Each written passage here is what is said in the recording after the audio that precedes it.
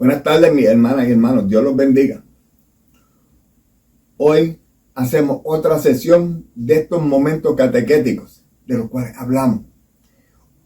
En esta ocasión quiero hablar precisamente de la Eucaristía. Y quiero hablar de la Eucaristía desde el momento en que se hace la cena del Cedre en Egipto, antes del faraón literalmente expulsar a los hebreos de Egipto, después de tantas resistencias que se vayan. Y quiero empezar en ese momento y voy a llevarlo hasta el momento en que nosotros comulgamos. Y precisamente es importante conocer cuál es la raíz de la Eucaristía y de las diferentes imágenes que la misma Biblia presenta sobre Jesucristo. Jesucristo es el pan de vida. Jesucristo es el Cordero de Dios que quita el pecado del mundo. Jesucristo es el buen pastor. Jesucristo es nuestro Salvador y Señor. Es el que da su vida por cada uno de nosotros. Y precisamente quiero empezar en el libro del Éxodo, del capítulo 11, versículo 1 a 2, en que Yahvé le dijo a Moisés: no mandaré más que esta última plaga sobre el faraón y sobre su pueblo. Después dejará que salgan. O más bien, él mismo los echará fuera a todos ustedes. Y ya sabemos de antemano que han habido varias plagas, que si el granizo que se convierte en fuego, que si el agua se convirtió en sangre, que si las ranas, que si la langosta, un montón de plagas en que Dios le hacía claro al faraón que él era el Señor y que el faraón no escuchó ese mensaje. Entonces, al prepararse para salir, Dios les dice: hagan esto antes de salir de Egipto. Y ahí están preparando los ritos para la celebración de la Pascua, que todavía no se había celebrado. Y dice: Yahvé le dijo a Moisés y a Aarón, cuando estaban en el país de Egipto: hablen con la comunidad de Israel y díganle: el día 10º de este mes, tomen cada uno un cordero por familia, un cordero por casa.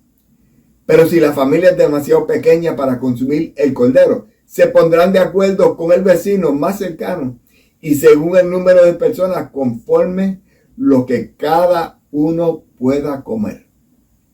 Era preciso consumir el cordero completo. Y si no lo pueden consumir alimentándose de él, lo tenían que quemar. No pueden quedar rastros del cordero que no queden consumidos, bien sea por la boca o por el fuego. Y dice: ustedes escogerán un cordero sin defecto, macho, nacido en el año, sin defecto y macho. ¿Quién es el hombre que vivió entre nosotros, que era macho y no tenía defectos? Le doy un la. No le voy a contestar, piénsenlo. En lugar de un cordero podrán tomar también un cabrito. Ustedes lo reservarán hasta el día 14 de este mes. Entonces toda la comunidad de Israel lo sacrificará al anochecer. Aquí se está sacrificando el cordero. Se está haciendo ese sacrificio en que van a alimentarse de ese cordero. Esa misma noche comerán la carne asada al fuego. La comerán con panes sin levadura y con verduras amargas. ¿De dónde viene el pan sin levadura que nosotros comemos en la Eucaristía? Pan sin levadura. Esa misma noche comerán carne asada y pan sin levadura. Y así comerán, ceñidos con el cinturón, las sandalias en los pies, el bastón en la mano. Ustedes no se demorarán en comerlo. Es una Pascua en honor a Yahvé. una Pascua. Y ya veremos lo que quiere decir eso. Durante esa noche yo recorreré, y aquí tiene la respuesta, yo recorreré el país de Egipto y daré muerte a todos los primogénitos de Egipto, tanto de los egipcios como de sus animales. Y demostraré a todos los dioses de Egipto quién soy yo, Yahvé. Y esto es Yahvé hablándole al pueblo de los hebreos, al pueblo de Israel cautivo en Egipto, deseoso de la libertad. En la casa donde estén ustedes, la sangre tendrá valor de señal. Al ver esta sangre, yo pasaré de largo y la plaga no los azotaré mientras golpeo Egipto. Fíjense, el Señor le dice a Moisés y a Aarón, cojan, cuando sacrifiquen el cordero, cojan su sangre con hojas de hisopo y pinten los dinteles de las puertas, los marcos de las ventanas. Y cuando pase el ángel de la muerte, que va a matar al primogénito de todos los que viven allí, pasará por las casas donde hay sangre del cordero y no entrará para dar muerte a ningún primogénito. Entrará solamente en las casas donde no hay sangre. Un paréntesis que no lo dice en la Biblia, pero imagínense que un hebreo no haya ido a esa reunión o no se haya enterado o desafió y no pintó. La muerte, si tienen primogénito, la muerte iba a pasar por ahí y matar a su primogénito también.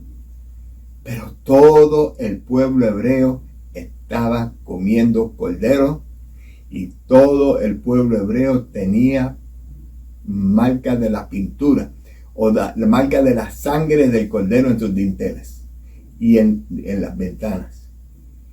Es la sangre del cordero la que le dio vida a los hebreos. Ustedes harán recuerdo de este día año tras año y lo celebrarán con una fecha en honor a Yahvé. Este rito es para siempre. Los descendientes de ustedes no dejarán de celebrar este día.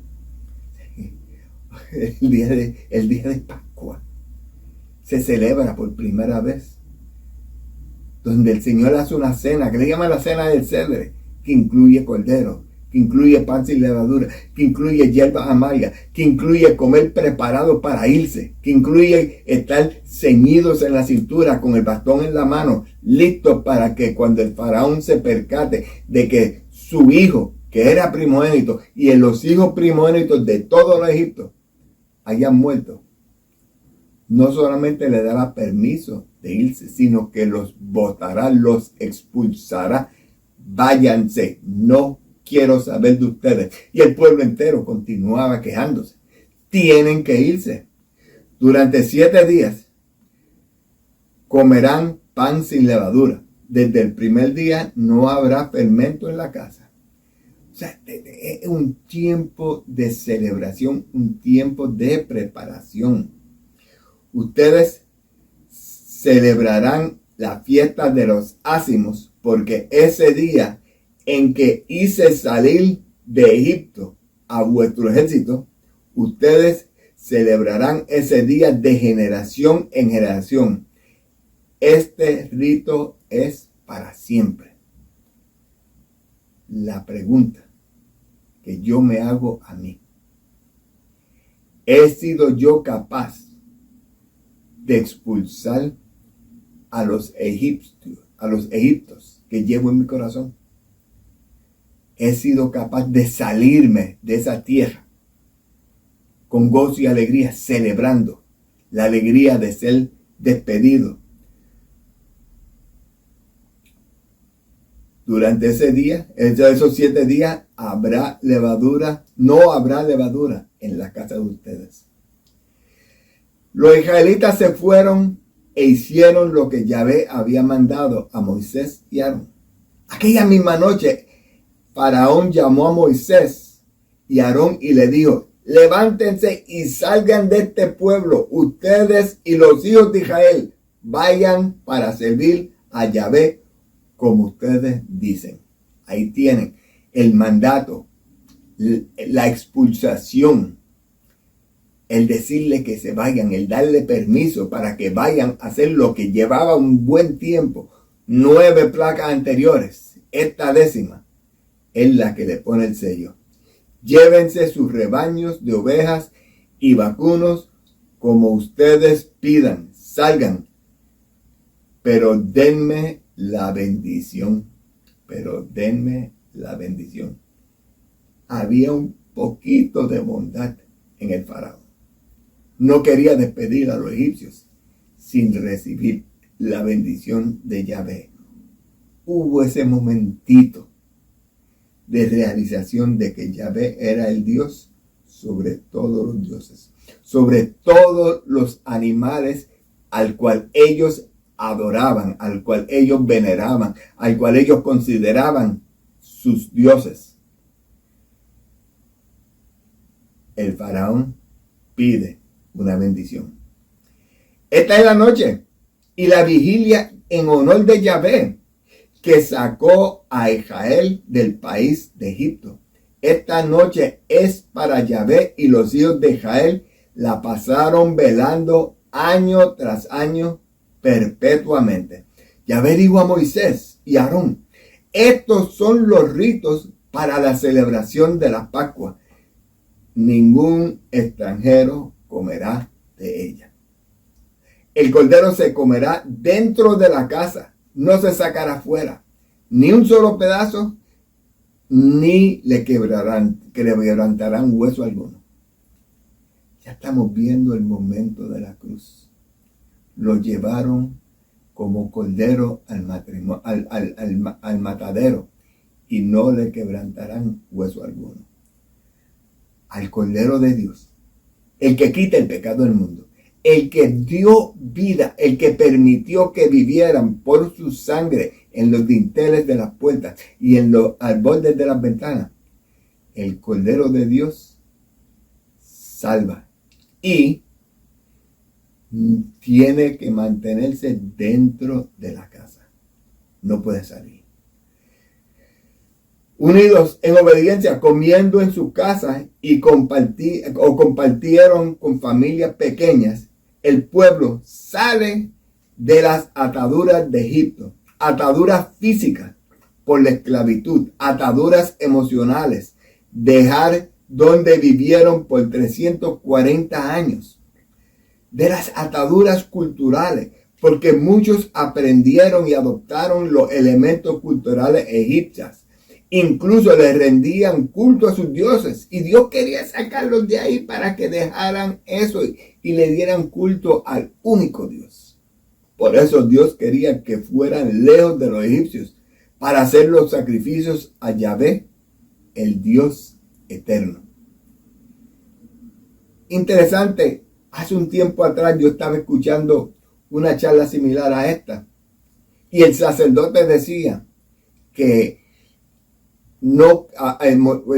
Moisés continuaba pidiendo que los dejara ir lejos de Egipto, porque iban a sacrificar animales a Yahvé, y muchos de los animales que iban a sacrificar eran animales a los cuales los egipcios les rendían culto, y si hubieran hecho su sacrificio en las afueras de Egipto, cerca donde el faraón y su pueblo lo vieran, se hubieran molestado y lo hubieran capturado y mandado a regresar.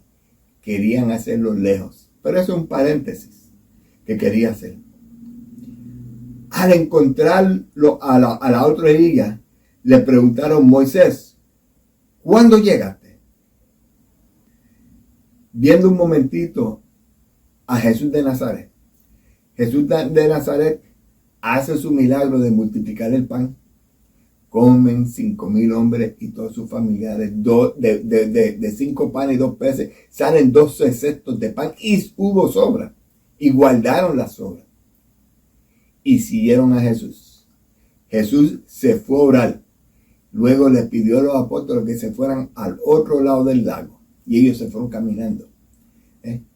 Al encontrar a Jesús a la otra orilla, le preguntaron: Maestro, ¿cuándo llegaste? Jesús le respondió: les aseguro que ustedes me buscan no porque vieron signos, sino porque han comido pan hasta saciarse.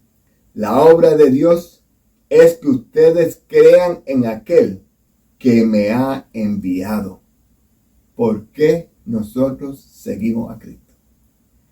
Por sus milagros, por sus cosas encantadoras, porque sencillamente era nítido seguirlo.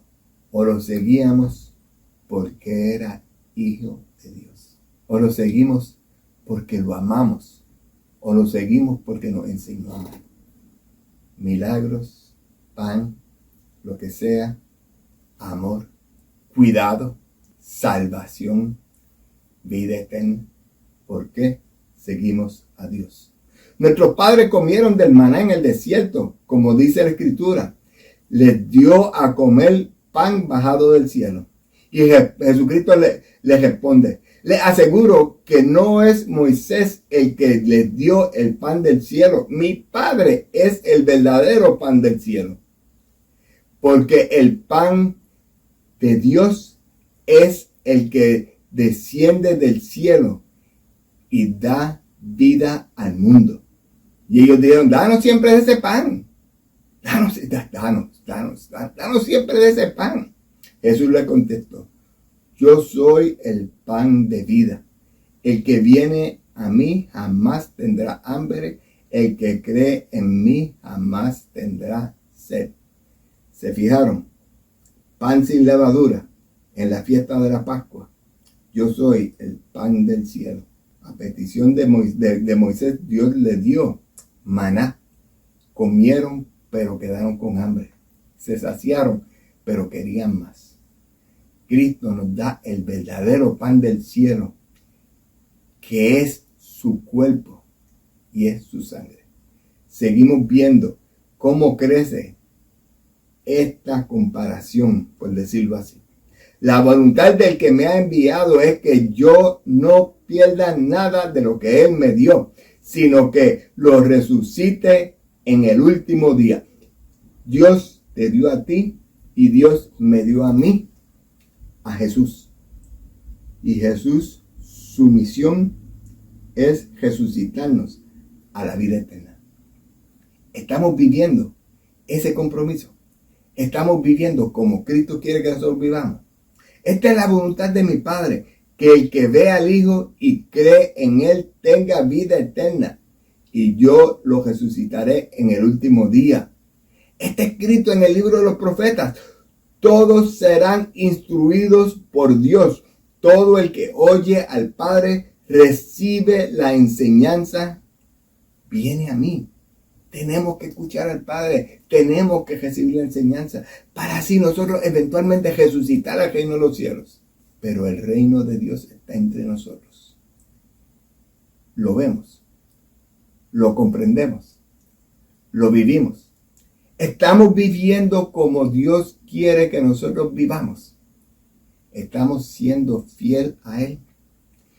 Yo les aseguro, dice el Señor, que el que cree tiene vida eterna. Yo soy el pan de vida, dice Jesús.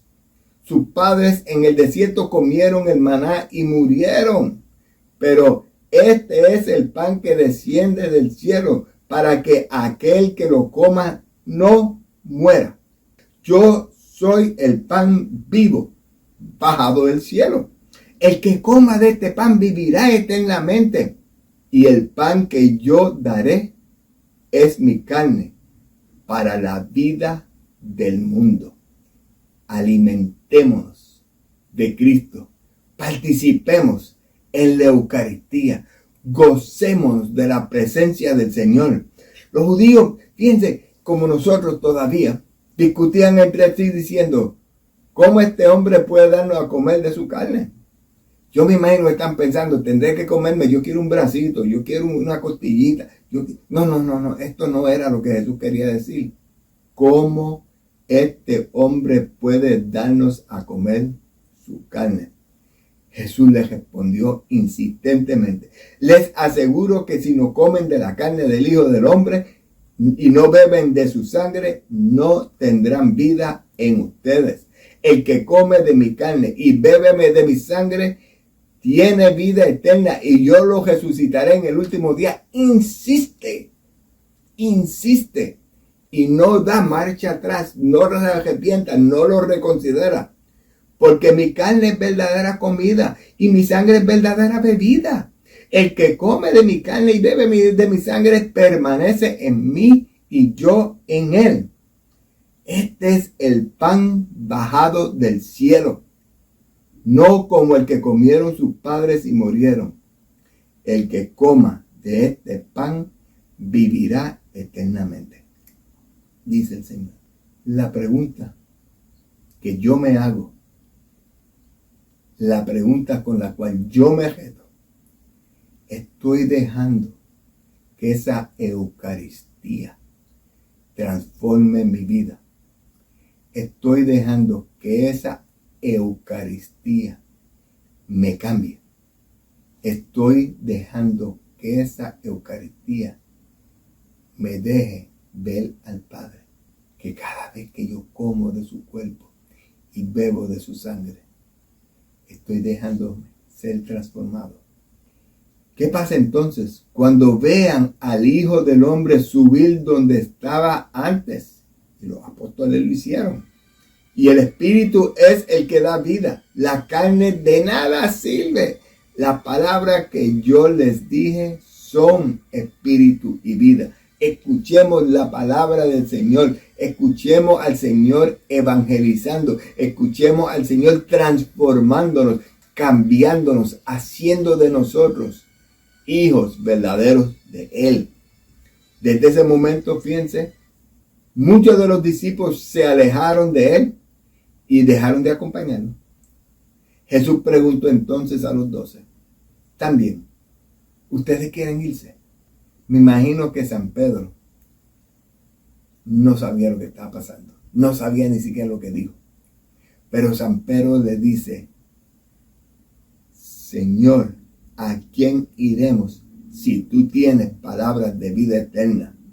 Nosotros hemos creído y sabemos que tú eres el Santo de Dios. Acá atrás, en la mente, estaría pensando, me imagino yo, no entiendo lo que estás diciendo, pero sé que me lo va a explicar luego.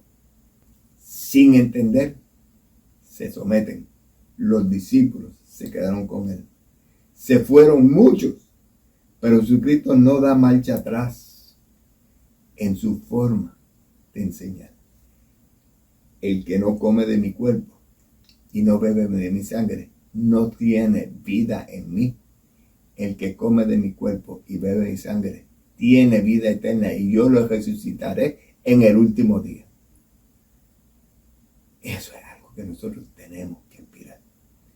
Pero acuérdense que no es el mero ir a la misa y comulgar, sino es ir a la misa en comunión con el pueblo de Dios, buscando el bienestar de todos, viviendo el amor de todos, viviendo la vida eclesia, viviendo esa diaconía, ese deseo de servir, que todos, aunque estemos ordenados o no, tenemos el llamado de ser diáconos, de ser servidores. Unos somos ordenados, otros son puros servidores que aman a Dios, sin esa orden particular, pero con el amor de Dios. Y fíjense, esto se lleva a cabo ahora en la última cena. Aquí en la última cena se cambia del cedre a la Sagrada Comunión. Mientras estaban en la mesa comiendo, Jesús dijo, yo les digo la verdad, uno de ustedes que está aquí comiendo conmigo me traicionará. Están reunidos en la mesa preparándose para esa cena del cedre, para esa cena de Pascua. Y ellos, muy afligidos, le preguntaron uno por uno, ¿seré yo? Y él contestó, es uno de ustedes 12 que come de este plato conmigo. Pues el Hijo del Hombre tiene que morir, tal como lo declararon las Escrituras hace mucho tiempo. Pero qué aflicción le espera a aquel que lo traiciona. Para ese hombre será mucho mejor no haber nacido. Y ahí ya sabemos que se está refiriendo a Judas. Pero fíjense el escenario. 3 años con él. Todos los 12, 3 años con él. Uno lo traiciona, lo vende y se arrepiente, pero no lo confiesa, no pide perdón. Se da cuenta que hizo mal y se ahorcó. Otro lo niega varias veces, 3 veces antes de que cante el gallo. Los demás se fueron huyendo, menos Juan. Juan se quedó con Jesús en todo momento de ese camino al Calvario, con María, la madre de Jesús, con María Magdalena y María de Cleofas. Mientras comían, Jesús tomó un poco de pan, lo bendijo, luego lo partió en trozos, lo dio a sus discípulos y dijo, tómenlo, porque este es mi cuerpo. Y tomó en sus manos una copa de vino y dio gracias a Dios por ella. Se la dio a ellos y todos bebieron de la copa. Y le dijo, esto es mi sangre, la cual confirma el pacto entre Dios y su pueblo. Él es derramada como sacrificio por muchos. Les digo la verdad, no volveré a beber de este vino hasta el día que lo beba de nuevo en el reino de Dios. Antes o durante la cena, en la última cena, Jesús con sus discípulos le lava los pies a ellos. Y fíjense como dice la palabra en Juan 13. Y ahora aquella figura profética se completa en la realidad, porque Cristo es conducido al sacrificio como un cordero con cuya sangre pintada en nuestras puertas. Esto es el hecho, el signo de la cruz en nuestras frentes. Somos libres de la perdición de esta vida, como aquello de la cautividad egipcia. O sea, Jesucristo se sienta a cenar con ellos y nos signa con la cruz al cargar el signo de nuestra salvación. Y verificamos en un tránsito en sumo grado saludable, pasando a Cristo desde el poder del diablo y desde esta la transitoria a aquel reino lleno del poderío. O sea, esta cena es la cena que nos lleva a la salvación. Esta cena es la cena a la cual nos invita Jesús a participar. El que no come de mi cuerpo y no bebe de mi sangre no tiene lugar en mí. Coman todos de él, porque este es mi cuerpo. Beban todos de él, porque esta es mi sangre. Por eso el evangelista, queriéndonos dar la interpretación de esta palabra Pascua, dice, sabiendo que llegó la hora en que había de pasar de este mundo al Padre. He aquí la Pascua, el tránsito. O sea, en esta cena se prepara para pasar. Tal como la muerte pasó por Egipto y donde había sangre del cordero, no hubo muerte, sino donde no había sangre del cordero. El Cordero de Dios que quita el pecado del mundo pasa a ser el Salvador y pasa a darnos de su sangre para nuestra salvación. Él, que era su cabeza, le dio vida a su cuerpo. ¿Qué fin es este sino Cristo los amó al final para que todo este amor pasaran de este mundo a él, que era la cabeza? ¿Qué fin de este sino Cristo. ¿Por qué el fin de la ley en Cristo? Fin que perfecciona a todo creyente en Romanos 10:4, conduciéndolo a la justicia y no a la muerte. Me parece pues que estas palabras pueden tomarse en significado humano. Esto es, que Cristo amó a los suyos hasta el momento de su muerte. Cristo dio su vida por nosotros. Dio su sangre para nuestra salvación. Por eso, cuando Juan el Bautista estaba, le dijo a sus primeros discípulos, cuando vio a Jesús, ese es el Cordero de Dios que quita el pecado del mundo. Y ellos lo siguieron. O sea, el amor de Cristo por nosotros lo llevó a la cruz para darnos esa vida eterna. Y dice la palabra, y habiendo puesto el Padre todas las cosas en su mano, Él lavó a sus discípulos, no de las manos, sino de los pies. Y sabiendo que había salido de Dios y a Dios iba, ejerció los deberes no de Dios, Señor, sino de hombre siervo. Cuando tengamos nuestro ministerio, nuestra posición de líder, que suba a la cabeza y se nos infla un poco el ego, recordémonos de ese momento. Jesús no ejerció sus deberes de Dios y Señor, sino que ejerció su responsabilidad, su expresión de amor de hombre y siervo, para enseñarnos a nosotros como hombres a servir y que nuestro amor se manifieste en el servicio, no en cómo me sirve, sino cómo yo sirvo. Ese es el amor.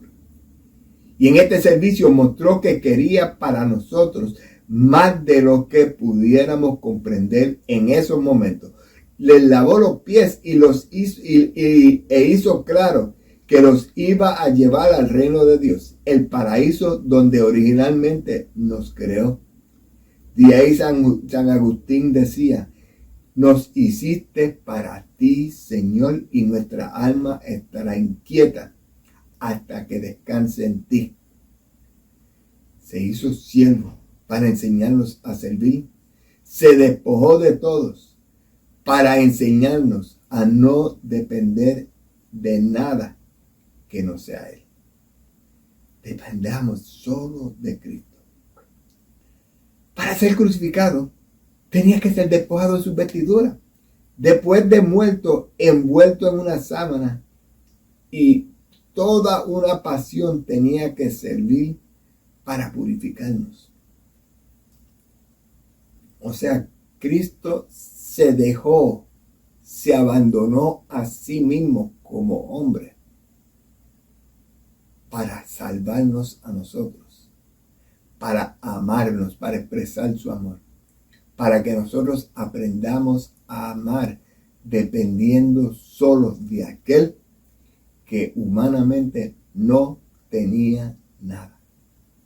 Para ser crucificado tenía que ser despojado, dice el Señor. Habiendo amado a los suyos que estaban en el mundo, los amó hasta el fin. Esto es, no dejó de practicar ninguna de aquellas cosas que debe hacer el que mucho ama. Y si nosotros amamos muchos, nosotros debemos hacerlo. Fíjense, pensando un poco en el lavatorio de los pies. Jesús definitivamente quería que nosotros recibiéramos el cuerpo y la sangre de Cristo en estado de gracia. Sí, habían comenzado la cena, pero antes de la consagración le lava los pies a los discípulos. Nosotros, antes de comulgar, debemos confesarnos.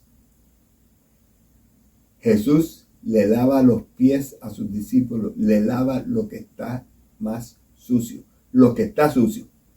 Los pies porque caminaron por donde quieran. una prefiguración a la reconciliación, a lavarse, a purificarse. Ya estamos completamente limpios de la cabeza a los pies. Estamos limpios. Ahora podemos comulgar. Tengamos esa analogía en mente cuando decimos, no me quiero confesar porque mis pecados son graves, no me quiero confesar con aquel sacerdote porque me conoce y no quiero desilusionarlo. No me atrevo a confesarme. Lo que sea, sepamos que dependemos de Cristo en todo momento. Esto era lo digno, supuesto que salió de Dios y a Dios iba, el destructor de toda soberbia. Jesús, el destructor de toda soberbia, se bajó a limpiarle los pies a sus discípulos. Se entregó a una muerte de cruz, a un sacrificio increíble, donde en un momento dado titubeó quizás, Padre, si fuera posible, separa de mí este cáliz, pero que no se haga mi voluntad, sino la tuya. Bendito sea el nombre de Yahvé. El amor de Cristo por nosotros lo llevó a la cruz para así darnos paso a la vida eterna. Y habiendo puesto el Padre todas las cosas en sus manos, Él lavó a sus discípulos, no las manos, sino los pies. Y sabiendo que había salido de Dios y a Dios iba, ejerció los deberes, no de Dios, el Señor, sino de hombres, el siervo. Esa es la expresión de amor. Y en este servicio mostró que quería para ellos más de lo que pudieran comprender en esos momentos. Les lavó los pies e hizo claro que los iba a llevar al reino de Dios, al paraíso, donde originalmente nos creó. De aquí, San Agustín decía, nos hiciste para ti, Señor, y nuestra alma estará inquieta hasta que descanse en ti. Se hizo siervo para enseñarnos a servir y se despojó de todos para enseñarnos a no depender de nada más que de Él. Para ser crucificado, tenía que despojarse de todas sus vestiduras. Después de muerto, envuelto en sábanas. Y toda una pasión tenía que servir para purificarnos a nosotros. Ese es el amor de un Dios. Él, confundido entre el amor y el temor, más que horrorizado de no tener parte con Cristo, que en este le lavase los pies humildemente a Pedro, por lo cual sigue diciendo después de resistirse, Señor, no solamente los pies, sino también las manos y la cabeza. Pedro entendió que tenía que ser lavado. Y Jesucristo dijo que una persona limpia solo tenía que lavar sus pies. Habiendo amado a los suyos que estaban en el mundo, los amó hasta el fin. Esto no dejó de practicar ninguna de las cosas que debe hacerse el que mucho ama. Lo hizo todo, lo hizo todo. Pedro no era digno, supuesto, que salió de Dios y a Dios iba a destruir toda soberbia. Esto era lo digno, supuesto que salió de Dios y a Dios iba Él destruir toda soberbia. Y aquí sigue donde se levantó de la cena, dispuso de las vestiduras y tomando un paño, se ciñó con él y después echó agua en una jofanía y empezó a lavar los pies de los discípulos y a limpiarlos con el paño que se había ceñido. ¡Qué profundidad! Un maestro, un señor, un superior, un Dios que baja a nuestro nivel para enseñarnos a ser humildes. Y cuán arrogantes somos nosotros, especialmente los que tenemos posición de líder, especialmente los que tenemos esos títulos de director, de pastor, de obispo, de lo que sea. Que seamos, Señor, reconocidos por nuestro amor al servicio a aquel a cual estamos llamados a servir, y no por nuestra altanería y nuestra arrogancia. El Padre puso bajo su poder todas las cosas para que todos estuvieran a su servicio. Y sí, tenemos que servirle a Dios. Pero ¿cómo le servimos a Dios? Lavándole los pies a nuestro prójimo, haciendo lo que nuestro prójimo necesita, sirviendo con ese llamado al servicio de amor. Porque Pedro, ignorando la conveniencia del acto, primeramente casi avergonzado, y con mucha suavidad dice: Señor, ¿me vas tú a lavar los pies? Pero luego dice: tú jamás me lavarás los pies, lo cual era impedir la obra que lo llevara a tener parte alguna con Jesús. Con lo cual arguye no solamente a Jesús que lavara a sus discípulos los pies sin deber hacerlo, sino que también a sus compañeros que se prestan a ser lavados indignamente. Mas como la respuesta de Pedro era perjudicial, no permitió Jesús que se realizara ese deseo. Jesús le dijo: si no te lavara los pies, no tendrás parte conmigo. Si no te lavo, si no te limpio, no tienes parte conmigo. Yo tengo que lavarte, yo tengo que limpiarte, yo tengo que purificarte, yo tengo que perdonar tus pecados, yo tengo que sacarte de esa debilidad que tú tienes. Jesús quiere que sus discípulos estén purificados desde la cabeza hasta los pies. Prefiguración del sacramento de la reconciliación, que nosotros lavarnos al pedirle perdón al Señor antes de recibir la Eucaristía.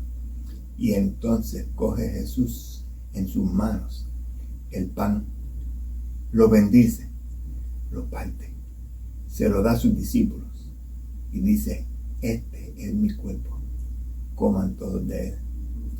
Al final de la cena levanta la copa, la bendice, se la da a sus discípulos y dice: este es el cáliz de mi sangre, tomen todos de él. Cada vez que comemos del cuerpo de Cristo y bebemos de su sangre,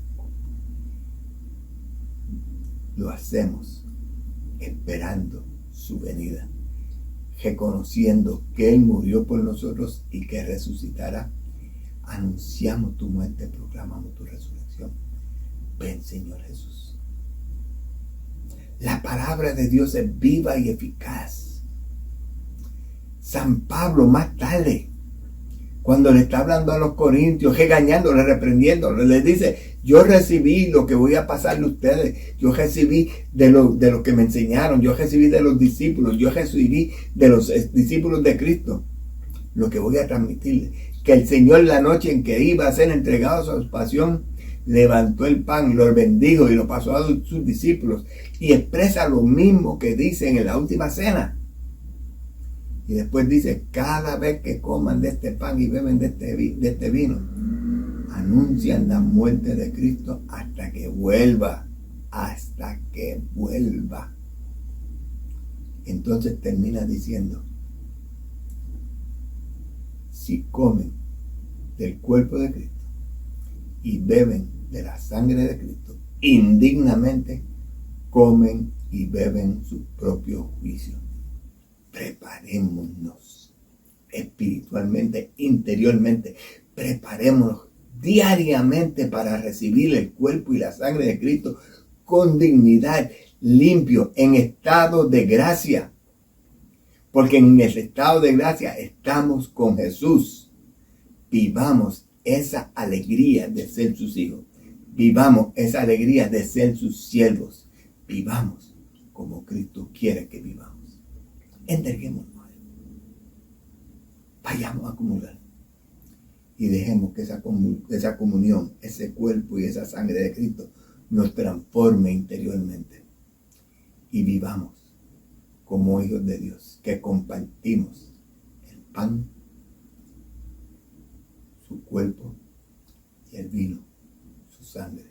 Esa transubstanciación donde Cristo se hace presente en el altar, en el momento del sacrificio, en el momento de la consagración. Rendámosle culto a Dios en el altar, en nuestro cuerpo cuando comulgamos y en esos momentos de adoración al Santísimo. Démosle gloria a Dios en todo lo que hacemos. Gocémonos de la presencia de Cristo en nuestra vida. Dios los bendiga y los quiero mucho.